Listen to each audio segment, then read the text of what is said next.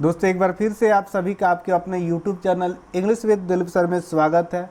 दोस्तों इस सेशन में हम लोग हेनरिक इब्सन के एक बहुत ही महत्वपूर्ण प्ले और डॉल्स हाउस का डिस्कशन करेंगे।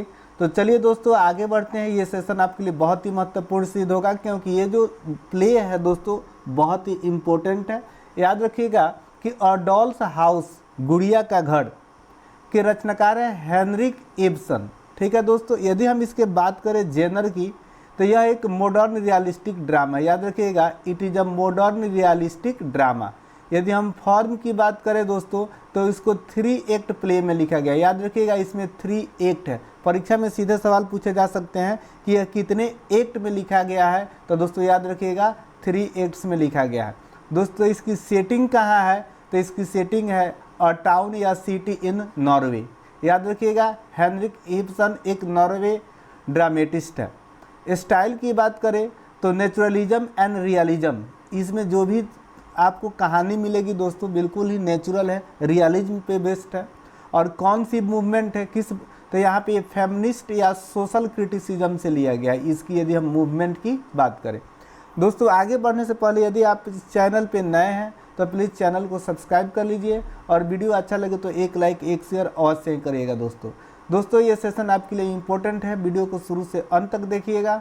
ये सेशन कंप्लीट करने के बाद इस पे हम MCQs लेके आएंगे आपके लिए दोस्तों। अब हम दोस्तों इसके देखेंगे इंट्रोडक्शन का परिचय कि अ डॉल्स हाउस क्या है। तो याद रखिएगा a doll's house is a 3 act play written by Henrik Ibsen in 1879। दोस्तों 1879 में दोस्तों इसको पहली बार पब्लिश किया गया था। और कहाँ किया गया था दोस्तों, याद रखिएगा रॉयल थिएटर में किया गया था, डेनमार्क में। It was first published and performed in 1879 at Royal Theatre in Denmark. It is a realistic modern drama. याद रखिएगा यह एक यथार्थवादी आधुनिक नाटक है that criticises the restriction placed on women in society. जो समाज में महिलाओं की स्थिति और उनके अधिकारों पर जो सवाल उठता है, जो रेस्ट्रिक्शंस है, जो नियंत्रण है, उसकी आलोचना करता है। तो यहाँ पे ये महिला पे आधारित एक दोस्तों महिलाओं की राइट्स पे आधारित यह एक प्ले है। The play focus on Nora Helmer. याद रखिएगा इसकी जो मेन कैरेक्टर है ना नोरा हेल्मर है। A woman who realizes her life has been controlled by men and decides to seek independence। यह महसूस करती है कि उसका जो जीवन है ना एक व्यक्ति के द्वारा कंट्रोल किया जा रहा है, इसलिए वह क्या ढूंढती है, इंडिपेंडेंस को ढूंढती है, आत्मनिर्भर बनने की वह प्रयास करती है। इट इज कंसिडर्ड अ की work in the feminist movement and modern drama. दोस्तों इसे फेमिनिज्म अर्थात नारीवाद और आधुनिक नाटक साहित्य का एक बहुत ही महत्वपूर्ण नाटक माना जाता है। याद रखिएगा तो यह फेमिनिस्ट ड्रामा है दोस्तों, आप ये भी याद रखिएगा। दोस्तों आगे बढ़ते हैं। अब हम सबसे जो महत्वपूर्ण चीज़ है इस प्ले का, तो किसी भी प्ले से जो दोस्तों सबसे इम्पोर्टेंट चीज़ होता है ना वो है उसके कैरेक्टर्स के नाम, उसके पात्र के नाम। तो दोस्तों यहाँ पे जो भी कैरेक्टर्स हैं उनके बारे में कुछ एडिशनल इन्फॉर्मेशन भी है, उनको याद रखिएगा क्योंकि यदि कोई डीप ऑब्जेक्टिव क्वेश्चन बनेगा इस प्ले से तो आप उसको बहुत ही आसानी से हल कर पाइएगा। दोस्तों नोरा हेल्मर, याद रखिएगा पहली जो सबसे महत्वपूर्ण कैरेक्टर आपके लिए है Nora Helmer. The protagonist initially seen as a loving wife. शुरुआत में तो बिल्कुल आपको एक प्यारी सी पत्नी दिखती है, but later realizes she has been treated like a child and decides to leave her family for self discovery। पहले बहुत मतलब नाटक की शुरुआत में ना ये जो नोरा हेल्मर है एक प्यारी पत्नी दिखती है, लेकिन अंत में आत्मनिर्भरता की राह चुन लेती है और वह घर से बाहर निकल जाती है क्योंकि वह देखती है, वह महसूस करती है ना तो उसको बिल्कुल एक बच्चे जैसा व्यवहार किया जा रहा है, ट्रीट किया जा रहा है, इसलिए वह एक नई रास्ता चुन लेती है, आत्मनिर्भरता बनने की प्रयास करती है। अर्थात पहले वह अपने हस्बैंड के साथ रहती है लेकिन बाद में at the last of this play वह उन्हें छोड़ देती है। अगला जो पात्र है दोस्तों याद रखिएगा टारवाल्ड हेल्मर। ठीक है दोस्तों, टारवाल्ड हेल्मर नोराज हस्बैंड। तो याद रखिएगा पूछा जा सकता है कि नोरा हेल्मर के हस्बैंड कौन है? तो टारवाल्ड। वहाँ पे हेल्मर ना लिखेगा दोस्तों ऑप्शन में, ये याद रखिएगा, टारवाल्ड सीधे लिख सकता है। तो टारवाल्ड ये जो होते हैं दोस्तों नोरा के हस्बैंड होते हैं। A strict and controlling man who values his reputation more than wife's happiness. मतलब ये जो टारवाल्ड है एक ऐसे इंसान है जो खुद अपने रेपुटेशन को ही ज़्यादा महत्व देते हैं, बल्कि उनकी पत्नी की क्या इच्छा है, क्या खुशी है, उससे उनको कोई मतलब नहीं है। वह खुद अपने महत्व, अपने ईगो, अपने रिस्पेक्ट को पहले स्थान पे रखते हैं, क्योंकि ये बहुत ही स्ट्रिक्ट आदमी होते हैं। क्या नाम है दोस्तों? टारवाल्ड। दोस्तों आज जितने भी कैरेक्टर्स हैं इनके नाम को एक बार दोस्तों आप कमेंट बॉक्स में लिख देंगे तो ये हमेशा हमेशा के लिए आपको याद हो जाएगा। यदि आप अपने तैयारी के प्रति सीरियस है तो प्लीज़ दोस्तों ज़रूर लिखिएगा। तो अगला जो कैरेक्टर है उसका नाम है नील क्रॉक्सटैड, अ लॉयर हु ब्लैकमेल्स नोरा। एक वकील होता है जो लोरा को ब्लैकमेल करता है। किस लिए करता है? Over a secret loan.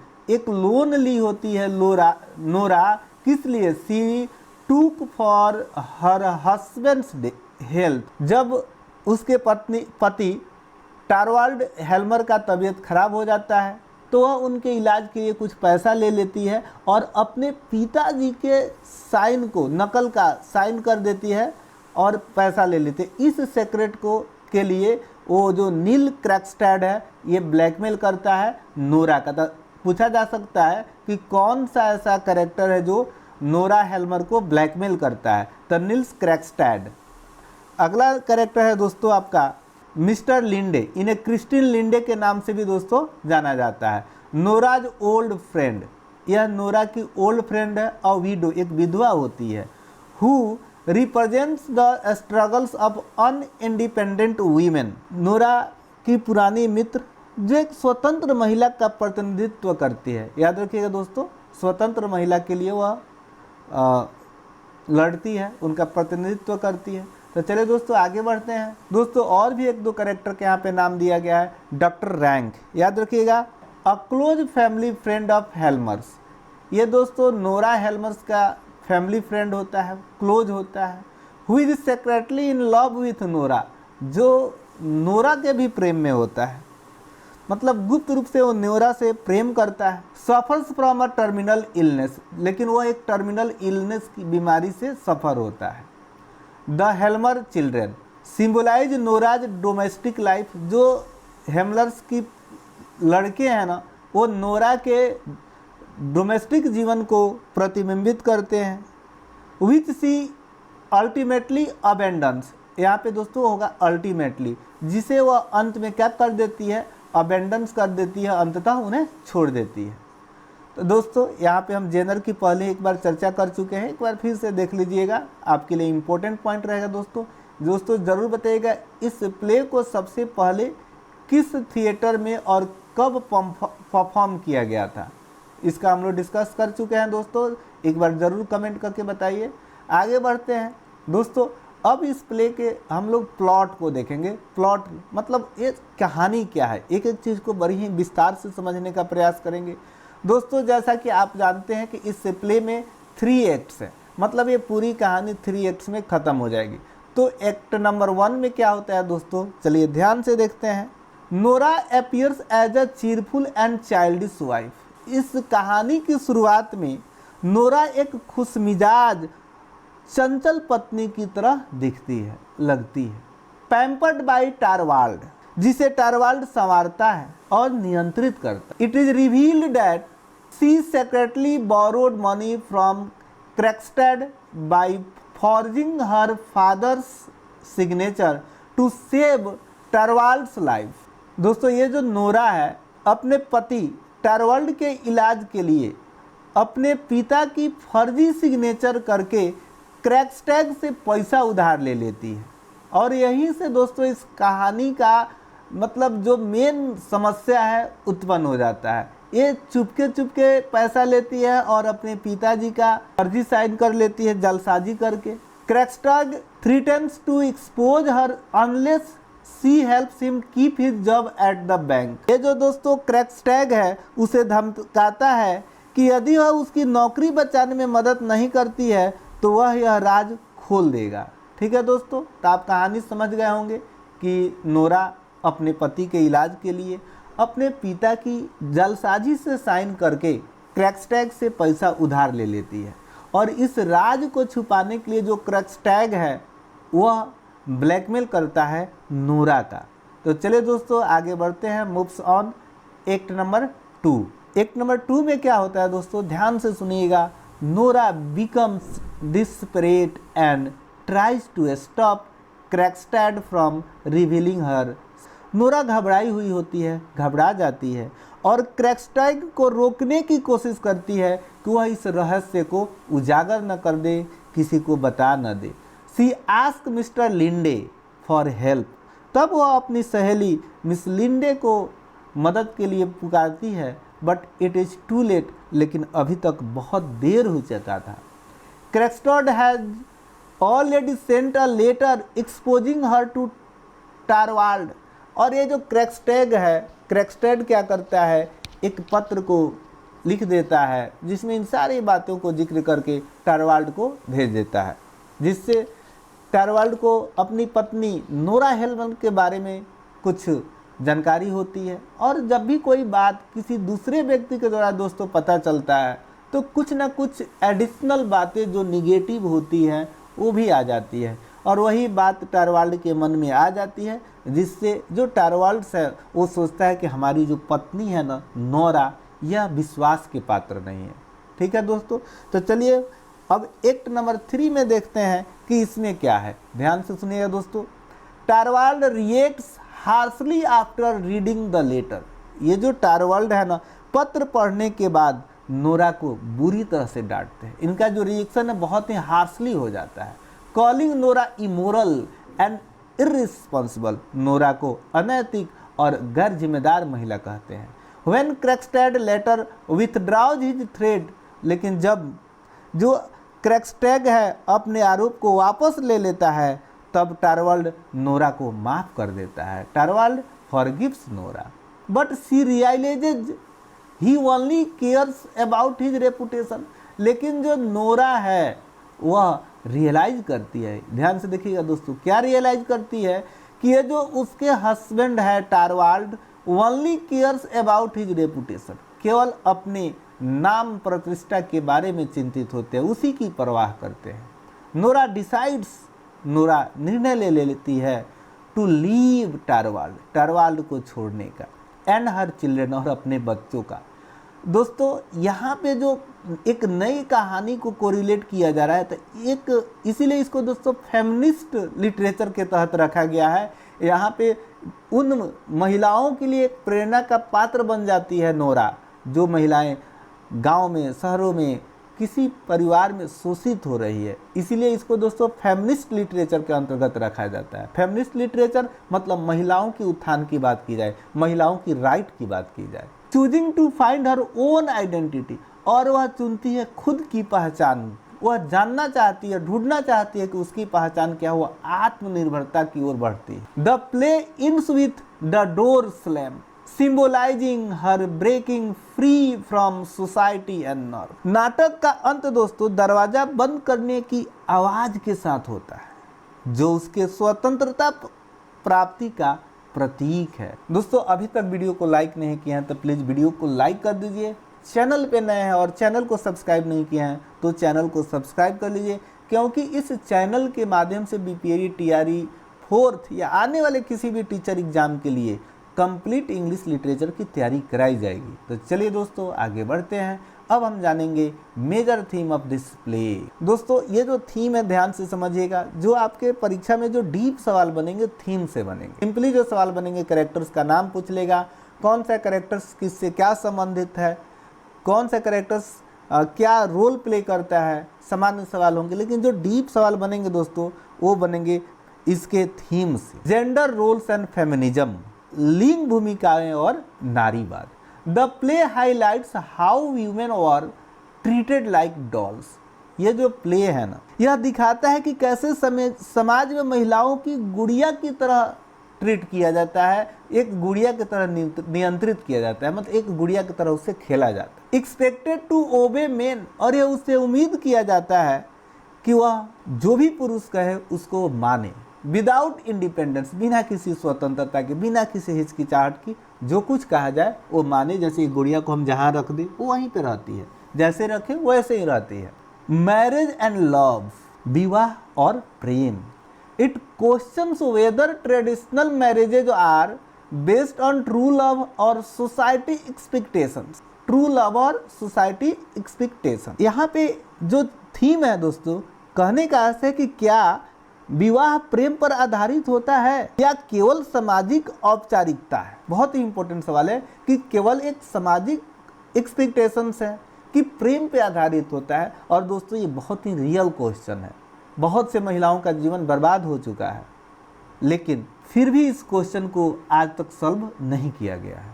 Identity and self discovery, अगला जो थीम है दोस्तों, स्वतंत्रता और आत्म खोज। नोरा's journey represents the struggle of finding one's true self beyond social roles। किसी समाज में महिला की क्या भूमिका होती है, इन सब चीज से परे नोरा आत्मनिर्भर बनने का निर्णय लेती है और इस विषय को उजागर करती है और दूसरी महिलाओं के लिए प्रेरणा का पात्र बनती है। हिपोक्रेसी इन सोसाइटी, समाज में पाखंड, हिपोक्रेसी मतलब दोस्तों पाखंड। It shows how society values appearances and reputation more then personal happiness. ये दिखाता है कि समाज प्रतिष्ठा को अधिक महत्व देता है लेकिन असल रिश्तों की कद्र नहीं करता। पर्सनल, व्यक्तिगत प्रसन्नता की कोई वैल्यू नहीं है, खास करके महिलाओं की। आज भी जो हमारे ट्रेडिशनल सोसाइटी हैं, महिलाओं को थोड़ा सा क्रश किया जाता है, दबाया जाता है। Next one is that money and power, पैसा और शक्ति। The role of financial independence in shaping a person's freedom is a key aspect of that play. दोस्तों इस प्ले में जो पैसा का महत्व है, किसी भी परिस्थिति में अगर किसी इंसान के पास पैसा है तो वह किसी भी दूसरे व्यक्ति के स्वतंत्रता को प्रभावित कर सकता है। इस चीज़ को इसमें दिखाया गया है। अब हम दोस्तों जानेंगे कुछ सिंबॉलिक एलिमेंट्स की। ठीक है दोस्तों, सिंबॉलिक एलिमेंट्स से भी सवाल रहेंगे, जैसे द डोल्स हाउस, गुड़िया का घर, क्या ये शो करना चाहता है, ये किस तरह का प्रतिबिंब बनाना चाहता है रीडर्स के नज़रों में। It represents Nora's controlled and artificial life, ये दिखाता है, ये जो डोल्स हाउस यहाँ पे जो टाइटल लिया गया है, इससे क्या लेखक साबित करना चाहते हैं, वो बताना चाहते हैं कि एक महिला का जीवन बिल्कुल एक गुड़िया की तरह, एक आर्टिफिशियल लाइफ की तरह कंट्रोल किया जा रहा है। ठीक है दोस्तों, अर्थात नोरा का जो जीवन है ना, एक सजावटी गुड़िया की तरह है जहाँ उसे स्वतंत्रता नहीं है। Where she treated like a plaything. The tarantella dance symbolizes Nora's desperation to distract towards and hide the truth। Nora की जो बेचैनी है और अपनी सच्चाई छिपाने की कोशिश का प्रतीक है। ये जो वो कोशिश करती है अपनी सच्चाई को छुपाने के लिए, लेकिन महिला की इंटेंशन बहुत अच्छी थी। दोस्तों कोई भी सामने जो दृश्य आपको दिखाई दे रहा है तो इनसाइड स्टोरी क्या हो सकती है उसको जज किए बिना आपको अंतिम निर्णय पे नहीं पहुंचना चाहिए। अगला पॉइंट है दोस्तों द क्रिसमस ट्री। इस प्ले में क्रिसमस ट्री क्या शो करना चाहता है? इट रिफ्लेक्ट्स नोराज इमोशन, नोरा के भावों को अभिव्यक्त करता है। फर्स्ट डेकोरेटेड, पहले तो उसको सजाता है, पहले उसको खुश करता है। लेटर स्ट्रीप डाउन हर इमोशनल ब्रेक डाउन, मतलब पहले उसको तो सजाता है, खुश करता है, बाद में उजाड़ देता है, मतलब उसको तनाव में डाल देता है। The locked mail box represents Torvald's control over Nora. ये जो लॉक्ड मेल बॉक्स है, ये टारवाल्ड को नोरा पे जो कंट्रोल है, नियंत्रण है, उसको दिखाता है। As she cannot access the truth until she allows it, मतलब जब तक उसको अनुमति न मिल जाए वो किसी भी चीज़ को जान नहीं सकती है, किसी चीज़ को बता नहीं सकती। द डोर स्लैम्स, जो आखिरी में दोस्तों जो लाइन है कि दरवाजा की बंद होने की आवाज़, the door slams, one of the most famous symbols in literature. It marks Nora's rejection of society norms and her pursuit of freedom. यह साहित्य का सबसे प्रसिद्ध प्रतीक है जो नोरा की आज़ादी और सामाजिक बंधनों को तोड़ने को दर्शाता है। तो दोस्तों उम्मीद करते हैं कि इस सेशन का आप बहुत आनंद ले रहे होंगे। तो चलिए दोस्तों आगे बढ़ते हैं और कुछ और भी चीज़ों को देखने का प्रयास करते हैं, कैसे यह आधुनिक जीवन की महिलाओं का एक इंस्पिरेशनल कड़ी बनेगी ये रचना, और क्यों आज भी इस 21st सेंचुरी में भी यह प्ले बहुत ही महत्वपूर्ण है और पढ़ा जा रहा है और सिलेबस में रखा गया है। The new human concept. Nora is considered an early example of the new women, a feminist figure who rejects traditional roles and seeks independence. Nora new woman का प्रतीक है जो पारंपरिक भूमिकाओं को अस्वीकार कर स्वतंत्र बनने की राह चुनती है। मतलब जो भी उसको उस पर नियंत्रण होते हैं उसके पति टारवाल्स का, जब उसको पता चलता है कि नहीं, ये तो हमारे प्रेम का, हमारे खुशी का यहाँ पे कोई स्थान नहीं है, हमारे हस्बैंड को सिर्फ उनको अपनी मान प्रतिष्ठा की परी है, तब वह निर्णय लेती है उनको छोड़ देने की। Unlike traditional female characters in literature, she does not accept her role as a passive wife and mother. जैसे बहुत से समाजों में, बहुत से घरों में महिलाओं के साथ कोई कैसा भी व्यवहार कर ले, वो कभी अपने हस्बैंड को, अपने परिवार को छोड़ने का निर्णय ही नहीं लेती है। क्यों? उसके मन में यह धारणा है कि एक बार हमारी जिससे शादी हो जाए आजीवन उसी के साथ रहना चाहिए। ये सही भी है, लेकिन पुरुषों को भी दोस्तों ऐसा नहीं करना चाहिए। तो दोस्तों ये जो नोरा है, जो ट्रेडिशनल महिलाएं होती हैं, जो अपने आप को सिर्फ एक पत्नी और माँ तक सीमित रख लेती हैं, वैसी भूमिका यह पसंद नहीं करती है, नहीं चाहती है कि उसकी भूमिका सिर्फ एक माँ और एक पत्नी तक ही सीमित रहे। Her final decision to leave is revolutionary as women at that time were expected to sacrifice themselves for their families. उसका निर्णय उस समय के समाज के लिए क्रांतिकारी था। याद रखिएगा, रिवोल्यूशनरी था, क्रांतिकारी था, और आज भी नारीवाद की चर्चा में महत्वपूर्ण है दैट टाइम, क्योंकि महिलाओं को यह समझा जाता था त्याग के लिए, बलिदान के लिए। उम्मीद की जाती थी कि महिलाएं हर चीज की त्याग। This theme was controversial in the 19th century but remains relevant in discussion on women's rights and independence today। दोस्तों ये जो थीम है, ये जो कहानी है, ये जो कंट्रोवर्सी है, ये 19th सेंचुरी है, लेकिन आज भी यह उपयुक्त सिद्ध होता है। आज के समय में भी यह बहुत महत्वपूर्ण है, क्योंकि आज भी महिलाओं के साथ हर जगह व्यवहार अच्छे नहीं हो रहे हैं। ये बात अलग है कि कुछ महिलाओं का भी व्यवहार पुरुष के साथ अच्छा नहीं हो रहा है। तो उम्मीद करते हैं सेशन दोस्तों आपको बहुत अच्छा लगा होगा। कुछ इसमें मोरल मैसेज भी होंगे जिससे आपके जीवन में कुछ सुधार भी हो सकते हैं। तो दोस्तों thank you for watching this video till the end. Please don't forget to share and subscribe the channel.